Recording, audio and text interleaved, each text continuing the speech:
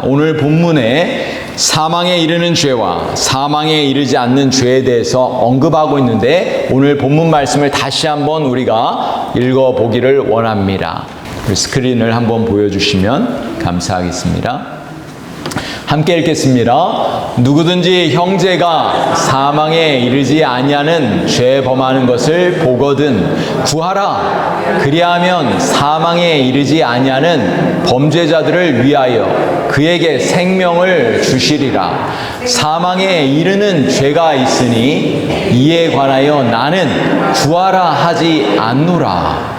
17절 모든 불의가 죄로 돼 사망에 이르지 아니하는 죄도 있도다. 아멘. 오늘 사망에 이르지 아니하는 죄, 사망에 이르는 죄가 무엇인지 이해하기 전에 먼저 우리가 생각해 보아야 할 단어가 있습니다. 바로 형제라는 단어입니다. 오늘 본문에는 이렇게 시작합니다. 누구든지 형제가 라고 이렇게 시작하고 있어요. 오늘 본문에 나오는 이 형제라는 이 단어는 우리 그리스도 안에 있는 모든 성도들을 의미합니다. 우리 모든 성도들은 그리스도 안에 있는 한 형제, 자매라는 것입니다. 우리는 모두 예수 그리스도 안에서 한 가족인 것입니다. 여러분 믿으십니까? 아멘.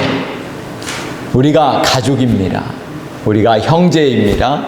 우리의 자매입니다. 가까이에 있는 우리 교회가 바로 가족 공동체, 영적인 가족 공동체인 줄로 믿습니다. 저는 우리 교회 모든 성도들이 하나님 안에서 한 가족임을 분명히 기억하셨으면 좋겠습니다. 가족에게 필요한 것, 가장 필요한 것이 무엇일까요? 가장 필요한 것이 무엇이죠? 바로 사랑입니다. 사랑. 저는 우리 교회 모든 성도들이 어려운 일을 당하면 도와주고 좋은 일이 있으면 함께 기뻐하고 그렇게 사랑이 흘러넘치는 그런 아름다운 가족 공동체가 되기를 우리 주님의 이름으로 간절히 축복합니다. 오늘 본문의 말씀이 바로 그런 이야기입니다. 우리의 형제 중에 죄에 빠져 있으면 어떻게 하시겠습니까? 형제를 구하라. 이렇게 말씀하고 있는 것입니다. 죄에 빠져나올 수 있도록 도와주라는 것이죠. 죄에 빠진 형제를 또 믿지 않는 가족들의 영혼 구원을 위해서 우리가 기도하라 말씀하고 있는 것입니다. 저는 오늘 본문에서 등장하는 사망에 이르는 죄부터 함께 알아보길 원합니다. 사망에 이르는 죄가 무엇이냐는 문제는 옛날 초대교회 때부터 신학적으로 많은 논란을 거쳐서 지금까지 이르고 있습니다. 왜 이 문제가 중요할까요?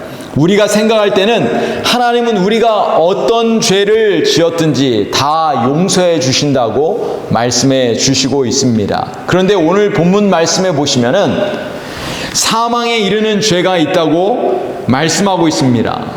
정말 충격적인 말씀입니다. 뿐만 아니라 사망에 이르는 죄에 빠진 사람들을 위해서 기도하지 않아도 된다고 말씀하고 있는 거예요.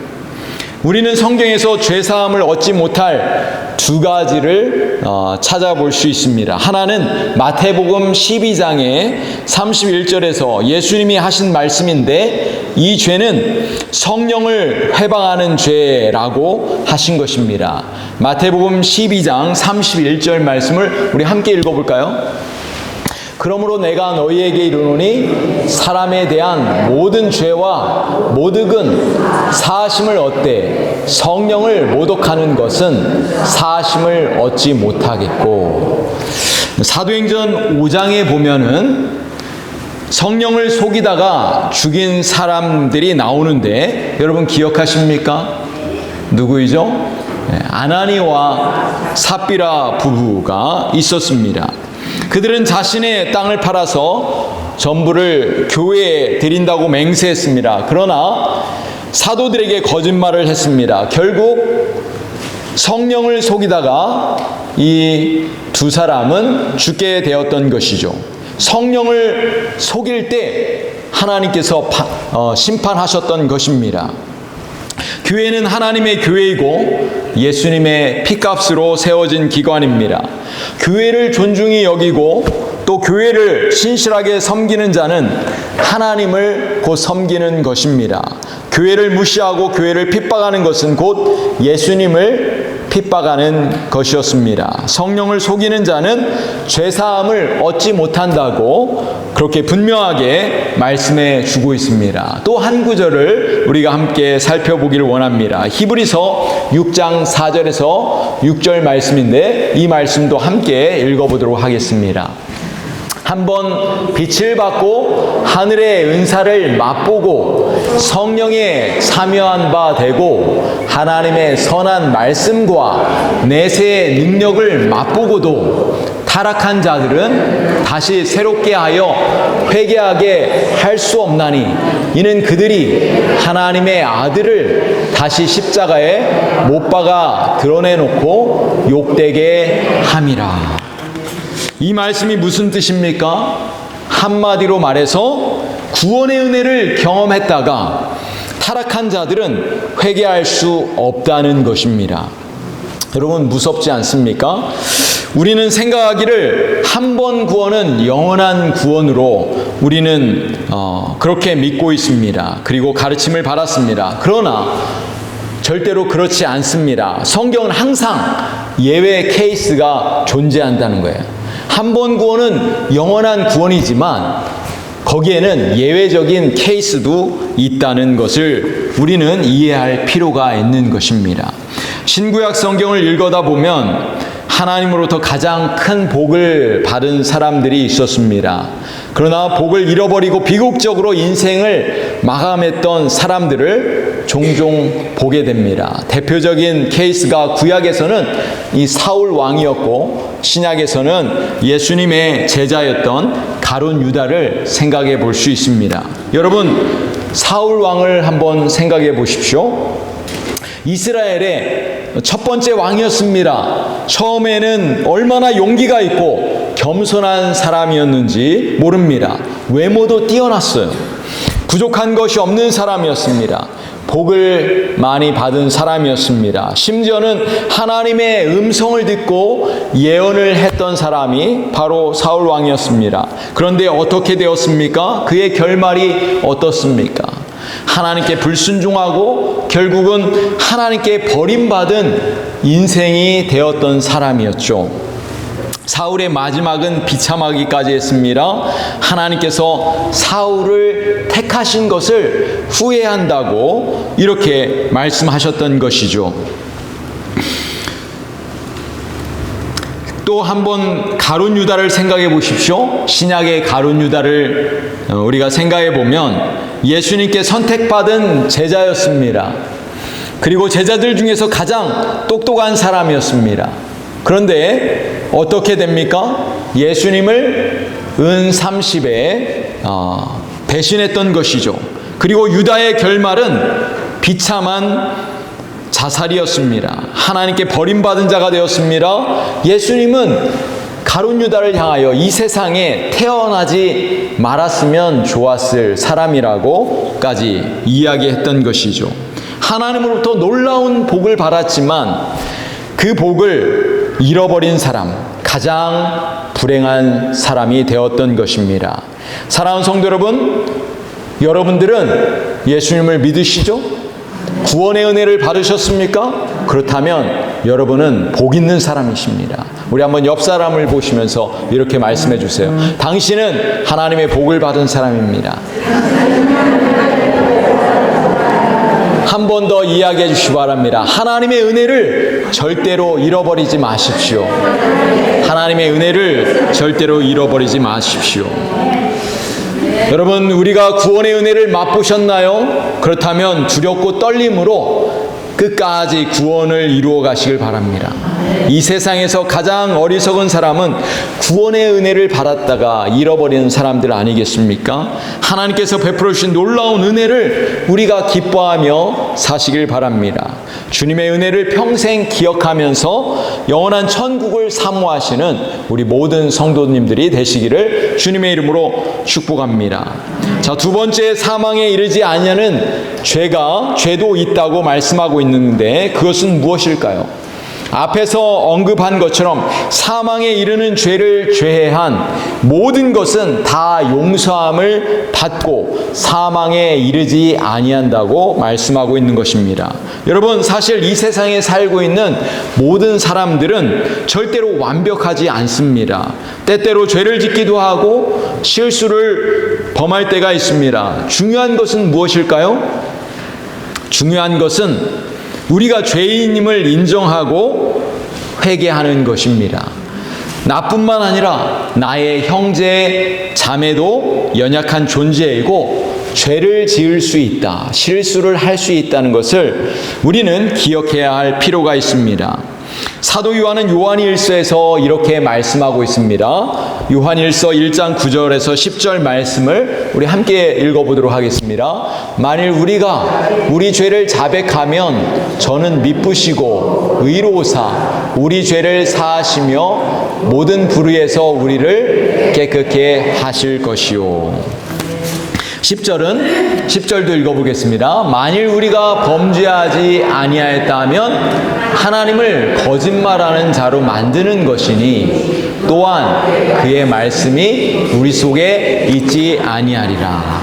아멘. 우리가 해야 할 일은 하나님께 죄를 지을 때마다 겸손하게 하나님께 고백하며 죄 용서함을 구하는 것입니다. 그럴 때 우리 주님께서는 우리의 모든 죄를 깨끗하게 용서해 주신다고 말씀하셨습니다. 우리의 형제 자매가 죄를 지었을 때 우리는 어떻게 해야 할까요? 어떻게 죄에 빠진 형제 자매들을 하나님께로 인도할 수 있을까요?